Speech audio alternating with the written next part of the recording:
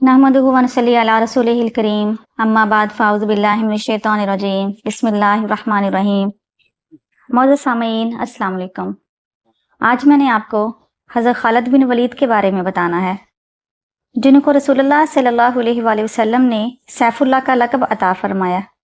रसूल करीम सल्लल्लाहु अलैहि वसल्लम ने उनकी बहादुरी देखकर उनके बारे में इरशाद फरमाया था, सैफुम मिन सियूफिल्लाह, कि ये अल्लाह की तलवारों में से एक तलवार हैं। हज़रत खालिद बिन वलीद रज़ी अल्लाह तआला अन्हु 592 ईस्वी में मक्का में पैदा हुए थे। आपके वालिद वलीद मक्का के बहुत अमीर शख्स थे। मक्का से ताइफ तक बहुत सारे बागात थे जो इन वलीद के थे। वलीद बहुत बहादुर थे और जंगजू थे, इसलिए हज़रत खालिद बिन वलीद ने अपने बचपन में ही शमशीर ज़नी और नेज़ाबाजी सीख ली थी। ये वलीद बहुत नेक और परहेजगार थे और पहली बार इन्होंने ही चोरी की सज़ा हाथ काटना स्टार्ट की थी, और बाद में इस्लाम के बाद यही कानून बन गया कि जो चोरी करेगा उसका हाथ काट दिया जाएगा। हज़रत खालिद बिन वलीद रज़ी अल्लाह तआला अन्हु ने जब तक इस्लाम कबूल नहीं किया था, आप मुसलमानों के बहुत बड़े दुश्मन थे और मुसलमानों के ख़िलाफ़ थे। जब ग़ज़वा उहद में मुसलमानों के ख़िलाफ़ हज़रत खालिद बिन वलीद ने जंग की थी तो मुसलमानों को बहुत ज़्यादा नुकसान पहुँचाया था। सुलह हुदैबिया को जब 1 साल हो गया तो हुज़ूर अकरम सल्लल्लाहु अलैहि वसल्लम मक्का में उम्रे की नीयत से अपने साथियों के साथ तशरीफ़ लेके गए। हज़रत खालिद जो हैं वो मक्का से बाहर निकल गए थे, यह सुनकर कि हुज़ूर करीम सल्लल्लाहु अलैहि वसल्लम मक्का में तशरीफ़ लेके आ रहे हैं। वो कहते हैं कि मेरे दिल में था कि मैं उनको मक्का में दाखिल होता हुआ ना देखूं। हज़रत खालिद बिन वलीद के भाई जिनका नाम वलीद था वो रसूलुल्लाह सल्लल्लाहु अलैहि वसल्लम की खिदमत में पेश हुए और उन्होंने इस्लाम भी कबूल किया था। मक्के में मेरे नबी सल्लल्लाहु अलैहि वसल्लम 3 दिन ठहरे रहे।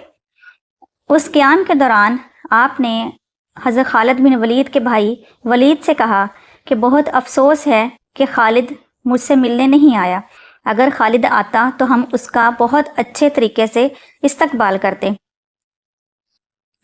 हज़रत खालिद बिन वलीद के भाई ने इनको ख़त लिखा और किसी शख्स को दिया और कहा कि आपको जहाँ भी खालिद मिले आप उसको मेरा ये ख़त दे देना।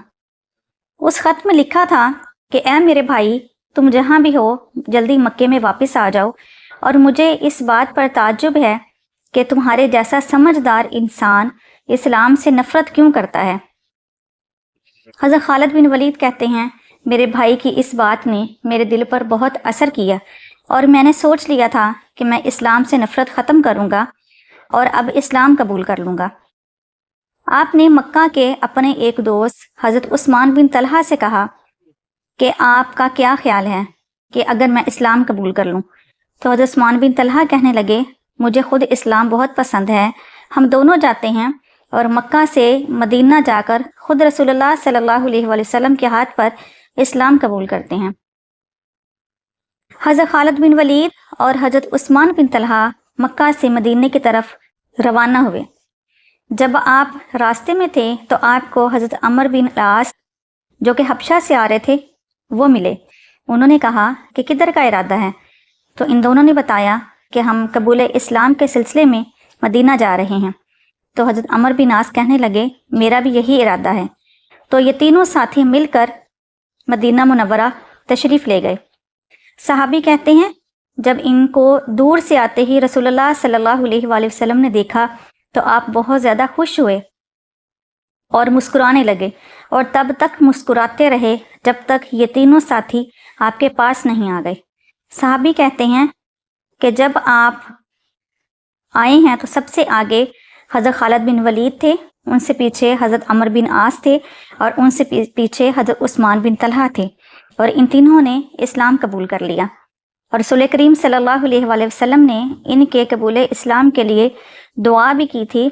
इस वजह से अल्लाह ताला ने हज़रत खालिद बिन वलीद के लिए ये दुआ कबूल फरमाई और उनको ईमान की दौलत नसीब फरमाई। आप जंगों में बहुत बहादुरी के साथ लड़ते थे। आपने 200 जंगें लड़ी اور ایک بھی جنگ ہارے نہیں۔ جب آپ سے جنگوں میں فتح کا سبب پوچھا تو آپ نے اپنی ٹوپی اتار کے دی اور کہنے لگے جنگوں میں میری فتح کا سبب میری بہادری اور شجاعت نہیں، بلکہ یہ ٹوپی دیکھو کہ اس کے اندر میں نے رسول اللہ صلی اللہ علیہ وآلہ وسلم کے بال مبارک سلائی کیے ہوئے ہیں، اور ان کی برکت سے ہی اللہ تعالیٰ مجھے فتح عطا فرماتا ہے۔ ایک جنگ کے دوران حضرت خالد بن ولید ٹوپی گھر بھول گئے۔ حضرت ابو عبیدہ بن جراح اس جنگ میں شامل نہیں تھے۔ وہ کہتے ہیں میں اپنے گھر میں سویا ہوا تھا، رسول اللہ صلی اللہ علیہ وآلہ وسلم میری خواب میں آئے اور کہنے لگے ابو عبیدہ میرے خالد کی مدد کرو، اور بتا دیا کہ اس وقت خالد فلاں میدان میں جنگ کر رہے ہیں۔ ابو عبیدہ بن جراح اپنے کچھ ساتھیوں کے ساتھ اسی وقت حضرت خالد بن ولید کی مدد کے لیے چل پڑے۔ ابو عبیدہ کہتے ہیں میں راستے میں تھا تو میں نے کسی شخص کو دیکھا جو کہ گھوڑے پر سوار تھا اور بہت سپیڈ کے ساتھ گھوڑا ہمارے پاس سے گزرا۔ میں نے پیچھے سے آواز دی اور اسے روکا اور کہا کہ اے جوان تم کدھر جا رہے ہو؟ جب رکے تو کہتے مجھے حیرانگی ہوئی کہ وہ کوئی جوان نہیں تھا بلکہ حضرت خالد بن ولید کی بیوی تمیم تھیں۔ حضرت ابو عبیدہ بن جراح کہنے لگے آپ کدھر تشریف لے کے جا رہی ہیں؟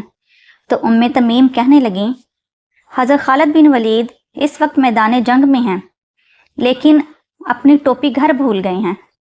آپ اپنی ٹوپی کے بغیر کبھی بھی جنگ کے لیے نہیں نکلے۔ تمیم کہتی ہیں جب میں نے گھر میں ٹوپی دیکھی تو مجھے بڑی فکر ہوئی کہ حضرت خالد بن ولید اس ٹوپی کے بغیر پریشان ہو رہے ہوں گے۔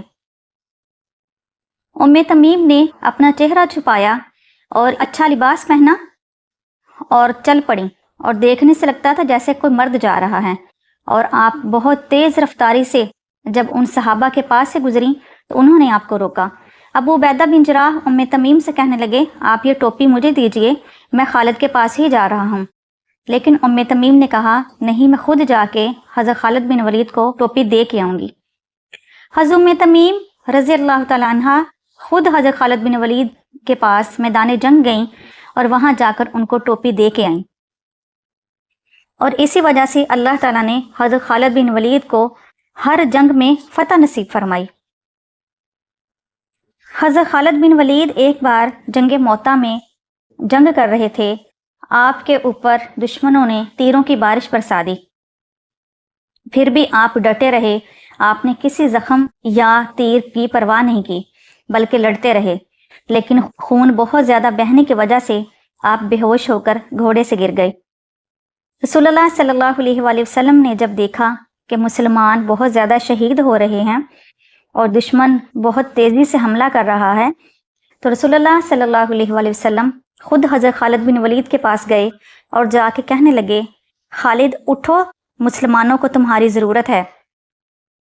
میرے پیارے نبی صلی اللہ علیہ وآلہ وسلم کی اس آواز نے حضرت خالد بن ولید کو ایک نئی زندگی عطا فرمائی، اور حضرت خالد بن ولید بے ہوشی سے فوراً اٹھ کھڑے ہوئے۔ رسول اللہ صلی اللہ علیہ وآلہ وسلم نے ان کے جسم مبارک سے تیر نکال دیے اور ایک کپڑا ان کے جسم پر کس کر باندھ دیا۔ اس کے بعد حضرت خالد بن ولید بہت بہادری سے لڑے اور اللہ تعالیٰ نے مسلمانوں کو فتح نصیب فرمائی۔ حضرت خالد بن ولید کے ساتھ ایک شخص تھا شیرزاد جس کا نام تھا۔ شیرزاد کے ساتھ حضرت خالد بن ولید کی جنگ تھی۔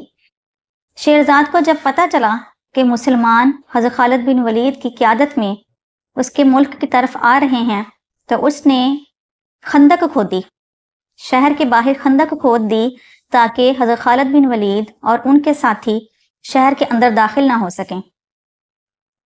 حضرت خالد بن ولید رضی اللہ تعالیٰ عنہ نے خندق کا جائزہ لیا اور جہاں سے خندق کو کم چوڑا اور گہرا پایا وہاں پہ آپ نے اپنے لشکر میں سے کمزور اور بوڑھے اونٹوں کو ذبح کر کے اس خندق کے اندر پھینک دیا، اور یہ انوکھا پل بن گیا جس کے اوپر سے حضرت خالد بن ولید رضی اللہ تعالیٰ عنہ کا لشکر دوسری طرف چلا گیا اور خندق عبور کر لی۔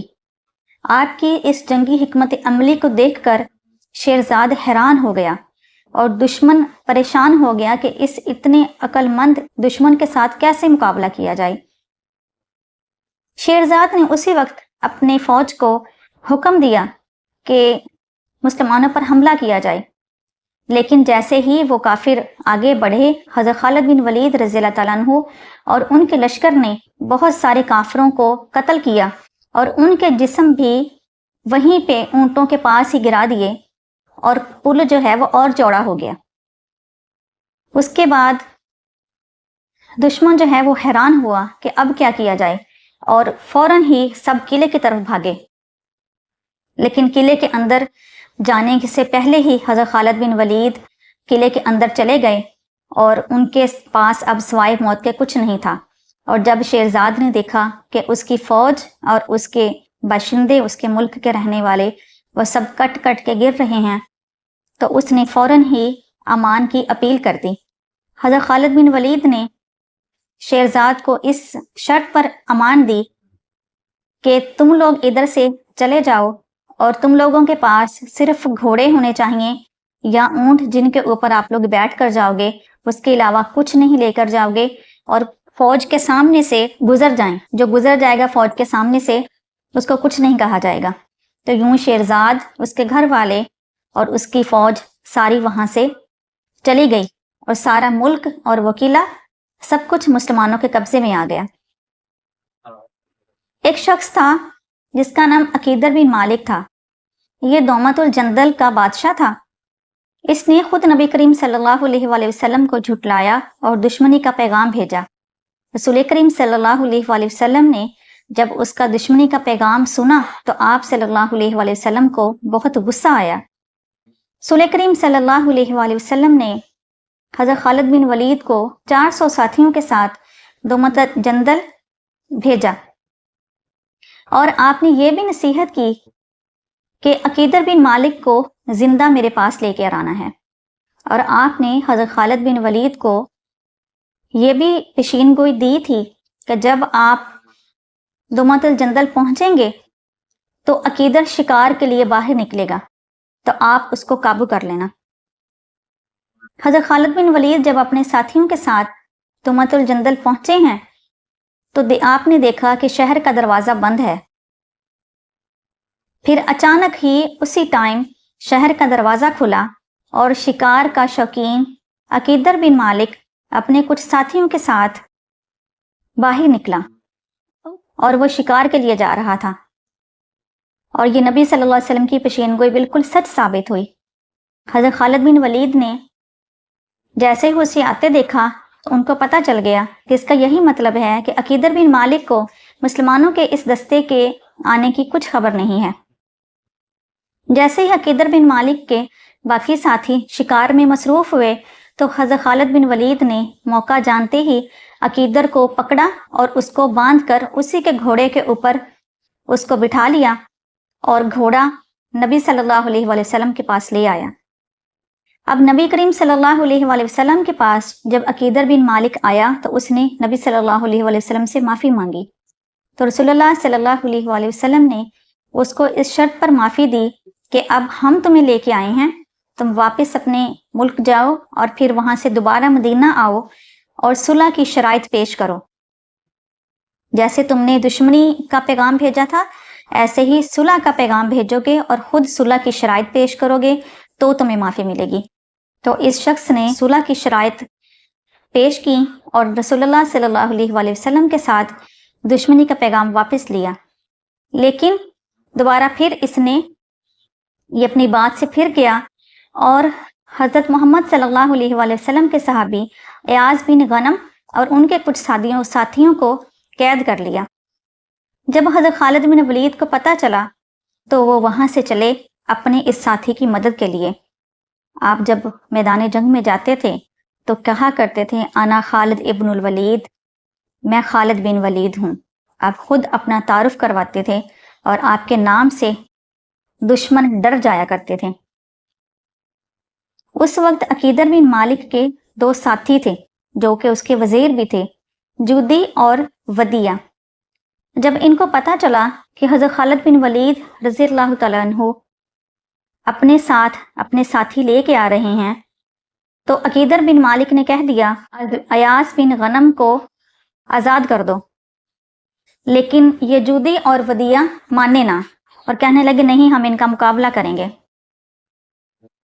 کیونکہ جودی اور ودیع حضرت خالد بن ولید کو پہلے نہیں ملے تھے، اس لیے ان کو حضرت خالد بن ولید رضی اللہ تعالیٰ عنہ کی جنگی مہارتوں کا کچھ بھی اندازہ نہیں تھا۔ یہ دونوں کہنے لگے کہ یہ مسلمان بہت لمبا سفر کر کے آئیں گے اور بہت تھکے ہوئے ہوں گے، جب ہمارے پاس آئیں گے تو ہم تازہ دم ہوں گے اور ہمارا لشکر بھی بہت بڑا ہے، ہم ان کو ہرا کے واپس کریں گے اور یہ کبھی بھی ہمیں شکست نہیں دے سکتے۔ جب حضرت خالد بن ولید کا ان کے ساتھ مقابلہ ہوا تو آپ نے سب سے پہلے جودی اور ودیع کو پکڑ لیا۔ اب جب سپہ سالاروں کو پکڑ لیا گیا تو باقی سارا لشکر بہت پریشان ہوا کہ یہ کیا بات ہوئی۔